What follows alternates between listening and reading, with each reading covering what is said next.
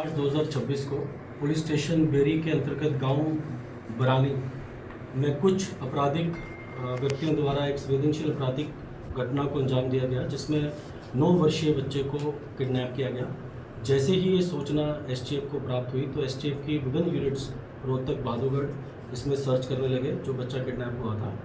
और during the process human intelligence और technical surveillance में एसटीएफ यूनिट रोहतक के इंचार्ज नरेंद्र पाल की टीम के सुपरविजन में जो इस घटना को अंजाम देने में जो 2 मुख्य कॉन्स्पिरेटर्स थे, उनको नरेंद्र पाल एसटीएफ यूनिट रोहतक की टीम ने आज एप्रीहेंड किया। वो 2 व्यक्ति अब हम डिस्ट्रिक्ट पुलिस जजर को हैंडओवर करेंगे। वो आगे जो मुकदमा 42 नंबर दर्ज हुआ है थाना बेरी में, उसमें आगे अनुसंधान करेंगे। जो 2 मुख्य कॉन्स्पिरेटर्स थे उसमें एक मोनू सन ऑफ राजवीर, ये कंसाला गांव है रोहतक में, आईएमटी रोहतक थाना लगता है, और मनीष और सिंटू जो कि गांव बिरानी का है। इन दोनों की प्लानिंग तकरीबन 20 दिन पहले हुई थी। मोनू की शादी गांव बिरानी में हुई है और मनीष उसका ब्रदर इन लॉ साला है। और मनीष जिस परिवार से बच्चा किडनैप हुआ है उसी परिवार की गौशाला में काम करता है। उसका घर भी जो बच्चा जहाँ से किडनैप हुआ उसके ऑपोजिट है। तो मोनू ने मनीष को अप्रोच किया कि हम इस बच्चे को किडनैप करेंगे, आप हमारी हेल्प करो, और किडनैपिंग के बाद हम इस परिवार से पैसे मांगेंगे। और इस तरह ने इन्होंने ये वारदात को अंजाम दिया। इसमें 2 अन्य अपराधी भी और इस किडनैपिंग में इन्वॉल्व है, जिसको हम जल्द से जल्द गिरफ्तार करेंगे। सर 8 साल का बच्चा था, छोटा सा बच्चा था, कितने घंटे तक रखा सर अपने पास? देखिए, चूँकि 10:45 के करीब ये वारदात हुई है और शाम को 6-7 बजे बच्चा हैंडओवर हुआ है, तो तकरीबन 8 से 9 घंटे उनके पास रहा है। कहाँ छोड़ा सर बच्चे को?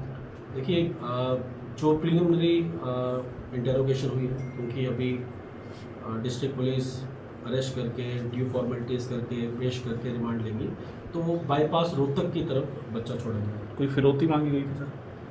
हाँ, इसमें 5 करोड़ की डिमांड की गई थी और वो पैसे इनके पास गए भी हैं।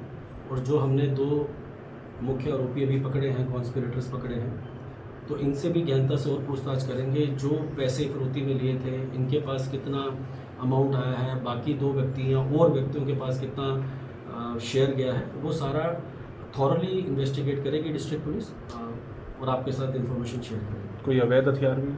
नहीं, कोई अवैध हथियार अब तक नहीं सामने है। जैसे कि मैं कह रहा हूँ कि प्रीलिमिनरी इंटेरोगेशन है, अरेस्ट के बाद पुलिस रिमांड लेके इन डेप्थ इंटेरोगेशन होगी, फिर आपसे इन्फॉर्मेशन साझा करेंगे। इन पर पहले भी कोई मामला दर्ज है? नहीं, इन दोनों जो 2 व्यक्ति गिरफ्तार किए हैं, इन पे कोई पहला मुकदमा नहीं है। पहली बार क्राइम किया? हाँ, पहली बार। जीजा साले 2? जी जी सर।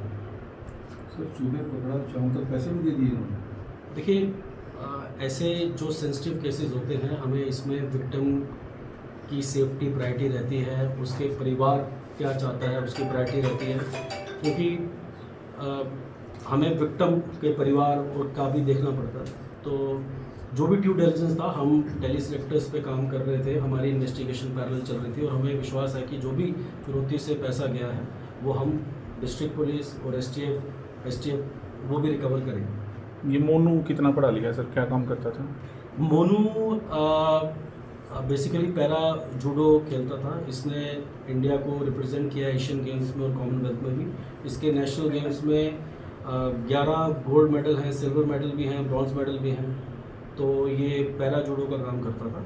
और इसका जो भाई है मनीष, वो मैंने बताया कि जिस परिवार से बच्चा किडनैप हुआ है उनकी गौशाला में काम करता था। खेल छोड़ के सर क्राइम का रास्ता क्यों? देखिए, अब ये तो मैं वो बता रहा हूँ कि डिटेल्ड इंटेरोगेशन कर लेंगे और कि क्यों इसने ये क्राइम किया। इजी मनी तो एक चीज़ है ही है जी। 5 करोड़ रुपये इकट्ठा करके तुरंत 1-2 घंटे में देके भी आ गए। देखिए, ये इस पे तो मैं कमेंट नहीं कर सकता। अब वो परिवार ने पैसे कहाँ से लिए, कहाँ से नहीं।